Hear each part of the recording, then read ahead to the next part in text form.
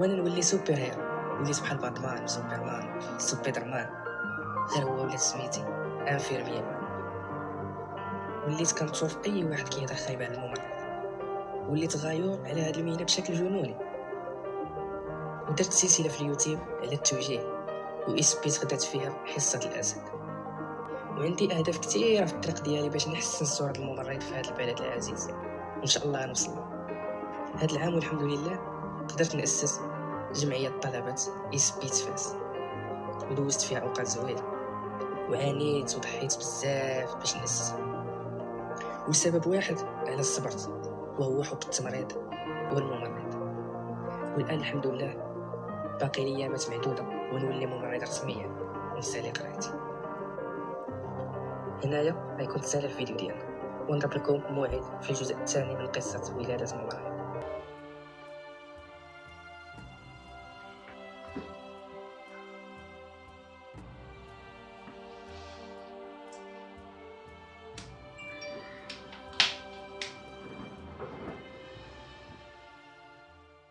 الفيديو فكرني في ذكريات جميلة بزاف، وعرفني ان الوقت دغيا كطير.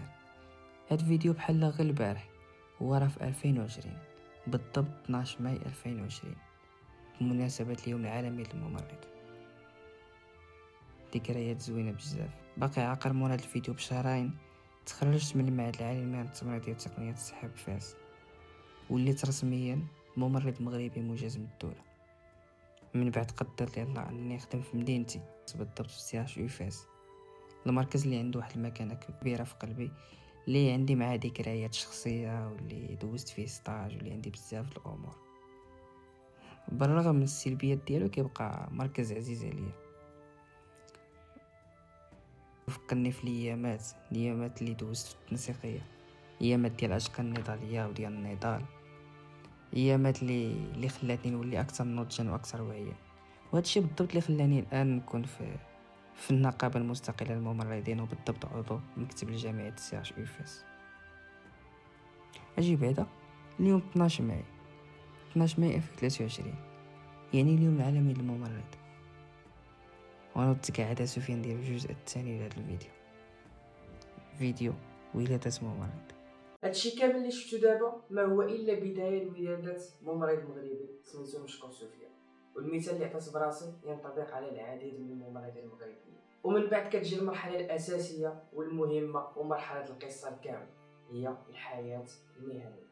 الحياه اللي كتخليك انت كممرض انك تعيش في لوبيطال قد ولا اكثر من داكشي اللي كتعيشو في دارك. وهذا الشيء اصلا هو اللي كيخلي المواطن فاش يمشي للوبيطال اول واحد يشوفو هو الممرض، لانه ببساطه الممرض هو العمود الفقري ديال قطاع الصحه. وهذا الشيء اللي كيأكدوا عدد الممرضين في المغرب حسب الاحصائيات التاليه اللي قدروا العدد ب 34 ممرض مغربي، في حين ان الاطباء في القطاع كاين 25,000 طبيب. اذا ببساطه الممرض هو الجوكر ديال الصحه في المغرب. الخدمه ديالنا فيها مجموعه ديال الاسرار ومجموعه ديال التحديات.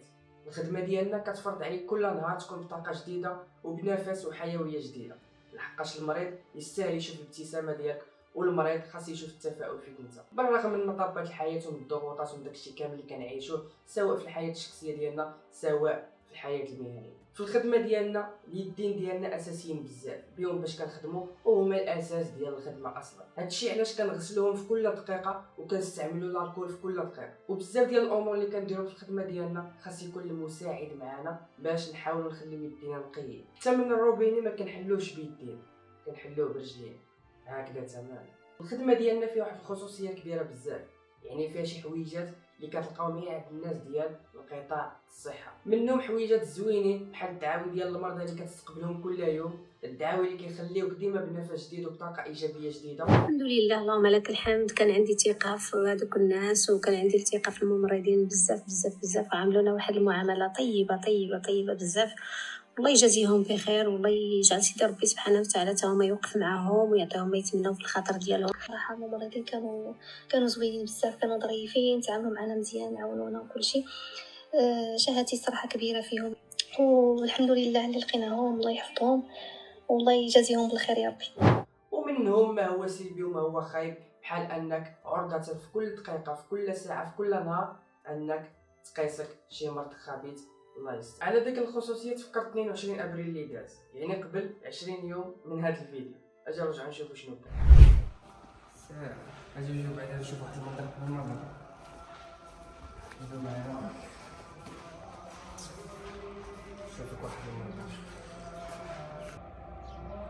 هانتوما شوفوا على منظر شعائري اسلامي اللي واعر بزاف، واحد الجو بارد. شوفوا السما تبارك الله كي دايره، شوفوا الناس ماشيين يصليو المصلى. كيف شفتوا الاخوان الجو ديال العيد زوين بزاف، ومجموعه الناس معيدين مع العائلات ديالهم ومجموعه ديال الامور وفرحانين، بينما الناس ديال قطاع الصحه بالاضافه لمجموعه الوظائف الاخرى بحال الناس البوليس، الناس العسكر، الاطباء، بزاف الناس اللي مدوزين العيد في الخدمه، سواء بايتين بحالي انا بايت الليله ديال العيد، سواء الناس اللي عاد يجيو دابا مع 8 ديال الصباح. دونك هذه هي اللي كنسميوها الخصوصيه ديال القطاع.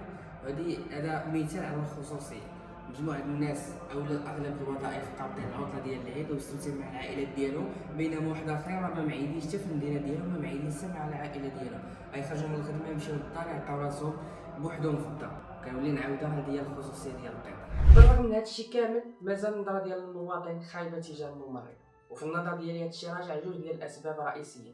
اولا اشباه الممرضين ومنتحلي الصفه اللي كيلتخصوا هذا الممرض في المغرب، وثانيا التحليل السلبي ديال المواطن براسو لقطاع الصحه في المغرب.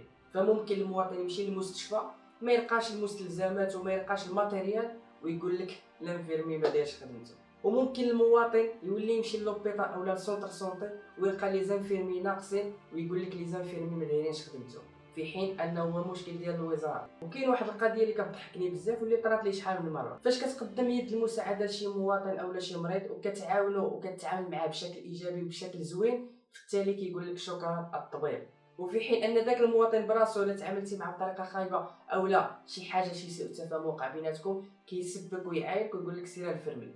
لذلك في اللاوعي ديال المواطن المغربي داك الملاك وداك الشخص المزيان هو الطبيب، في حين ان الشخص الخايب والشخص السيء في هذه القصه كامله هو الممرض. وهذا هو المشكل الكبير اللي كان عندنا في المغرب. عدد الممرضين القلال في المغرب هو راجع لمشكل الوزاره. الماتيريال والمستلزمات ما كاينينش في المستوصفات الطبيه هو راجع للوزاره. الاكتظاظ ديال الخواص ومنتحلي الصفه في القطاع المغربي هو راجع للوزاره. سوء التسيير والتدبير اللي كاين في لي زوبيطو ديال ليطا هو راجع للوزاره، وبزاف الامور. وعلى ذاك الوزاره البارح 11 ماي فعوض ما نحتفلوا باليوم العالمي للممرض ديالنا لا درنا اضراب في المملكه كامله وطلعنا حتى الرباط باش نحتجوا على الوزاره ونهضروا على راسنا. واليوم على بعد نهار واحد من اليوم العالمي للممرض اللي هو 12 ماي، احنا في الرباط بالضبط امام البرلمان. هادشي كامل وقفه منظمه من طرف النقابه المستقله للممرضين باش نطالبوا بعده حقوق ديالنا ومكتسبات ديالنا. غير هو الحاجه المهمه دابا في الظرفيه الحاليه وهي العداله الاجريه. 8000 درهم بغينا لكافه الممرضين وتقنيه الصحه، 8000 درهم ما جبناهاش حنا، قالها السيد رئيس الحكومه اخنوش في الدعايه ديالو الانتخابيه. حنا فقط بغيناه يوفي ذاك الوعد اللي عطاه لنا، وكيف ما كنقولوا في الشعار 8000 درهم في الجيب الا بغيتو القطاع يزيد. والممرض راك همشتي، والممرض راك همشتي، والله الا قفرتيها، والله الا قفرتيها، ونار قويه غتشعل، ونار قويه غتشعل، وهي نار الممرض، وهي نار الممرض، وهي كلمه واحده، وهي كلمه واحده، والوزاره فاسده. اليوم الاخوان وصلنا 12 ماي، يعني اليوم العالمي للممرض، وما يدوش مثلهم مثل باقي ايام. ضروري يكون فيه النظام، ضروري نديروا احتفال بشكل نضالي. اليوم تنسيقيه طلبه وخريج الممرضين دايره شكل نضالي المتمثل في وقفه امام الملاء في وسط المدينه في كافه ربوع المملكه على بزاف ديال الامور، ولكن اهم جوج الحوايج كاين هو التعاقد والرفض ديالنا التام لاشكال ديال التعاقد، وكذلك المطالبه بالتعويضات على التدريب الاستشفائي. يلا نشوف.